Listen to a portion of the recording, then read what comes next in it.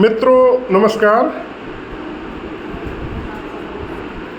Decision making के कई model हैं और आज मैं एक ऐसे टॉपिक पे बात करना चाहूँगा जो कि मैनेजमेंट से रिलेटेड है और व्यक्ति के जीवन में डिसीजन मेकिंग एक महत्वपूर्ण रोल अदा करता है।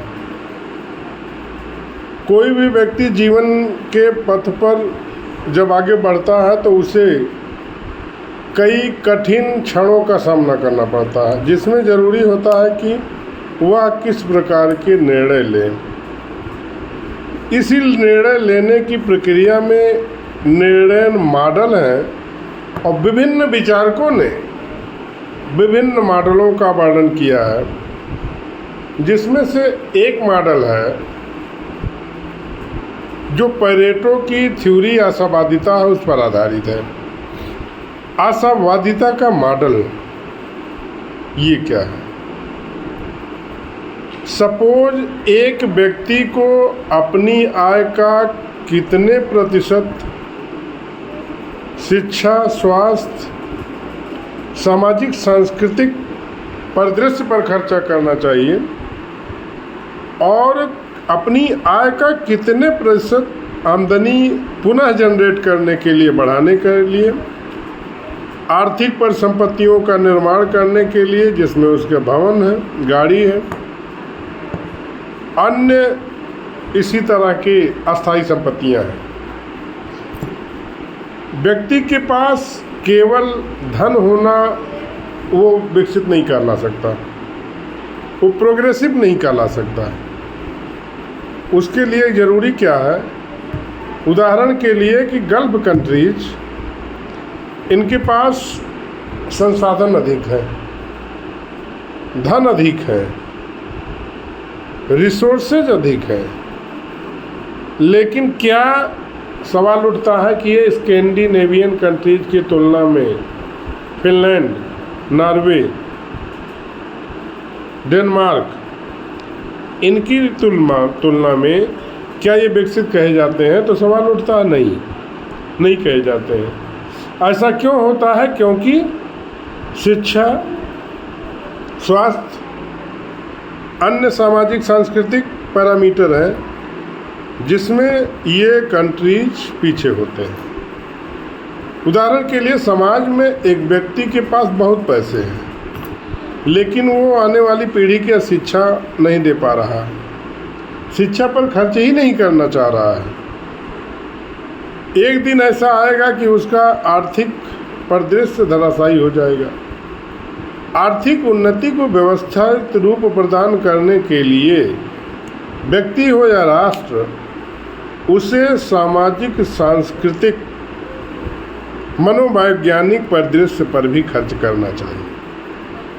इन्हीं सब बिंदुओं को ध्यान में रखते हुए प्रसिद्ध समाजशास्त्री पैरेटो ने आशावादिता का मॉडल दिया।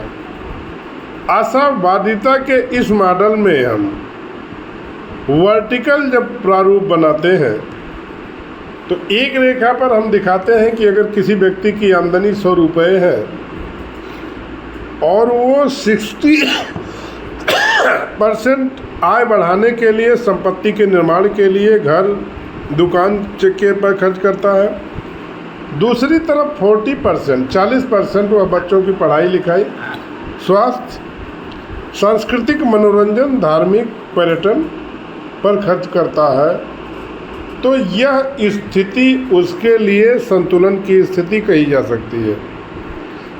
अब अगर हम और चाहते हैं कि वो और ज़्यादा कल्चरल सभ्य कहलाए, हम चाहते हैं कि वह और ज़्यादा शिक्षित और संस्कारित हो, और ज़्यादा ज्ञान का स्तर, चेतना का स्तर बढ़ावे, तो फिर उसे अपनी आय का और लगभग 50% खर्च करना चाहिए शिक्षा पर, सामाजिक सांस्कृतिक परिवेश पर, और 50% उसे अपने जीवन को आर्थिक रूप से स्थिर करने के लिए, संतुलित करने के लिए खर्च करना चाहिए।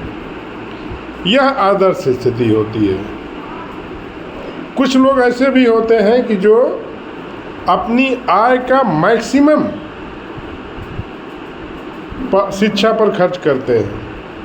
ये खोजी प्रवृत्ति के होते हैं, रिसर्च ओरिएंटेड होते हैं, नॉलेज ओरिएंटेड होते हैं, इनोवेशन ओरिएंटेड होते हैं। ये समय के साथ नहीं चलते हैं, समय को ये आगे से पकड़ते हैं।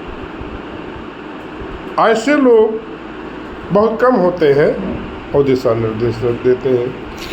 इस मॉडल को ये मॉडल हम सभी के व्यक्तिगत जीवन में प्रेरणा का स्रोत है और इसको निर्णय का पैरेटो का आशावादिता मॉडल कहा जाता है। जब हम इस दुविधा में हों, व्हाट टू डू और नॉट डू, क्या करें क्या ना करें, कैसे करें कैसे ना करें, अगला कदम जो हम उठाने जा रहे हैं, जहाँ संदेह की स्थिति उत्पन्न हो रही है, जिस विकल्प को लेके आगे बढ़ने जा रहे हैं, दूसरा विकल्प हम छोड़ रहे हैं। एक विकल्प से होने वाला लाभ, दूसरे से छोड़ के जाने वाला नुकसान, इस स्थिति से पार पाने की अवस्था ही निर्णय है। What is decision making? Decision making is a journey from one situation to another situation. कोई व्यक्ति सफल अभिनेता हो, नेता हो, प्रशासनिक अधिकारी हो, उद्यमी हो, सॉफ्टवेयर इंजीनियर हो, डॉक्टर हो, बट अगर वो अपने जीवन में चैंपियन है तो only for reason of his good decision making skill. और इस स्किल में 4 चांद और लग जाता है जब आपके अंदर हैबिट हो सूचना कलेक्शन की, जबकि आपके अंदर हैबिट हो reading of good human man and situations. When you have habit to consolidate all the information, तब सूचना, ज्ञान, अनुभव, इनकी सहायता से जो भी आप निर्णय लेंगे ये अपने आप में बेस्ट होगा। अगली कड़ी में हम बात करेंगे साइमन के डिसीजन मेकिंग मॉडल की, जो बाउंडेड रैशनैलिटी मॉडल कहा जाता है। धन्यवाद, नमस्कार।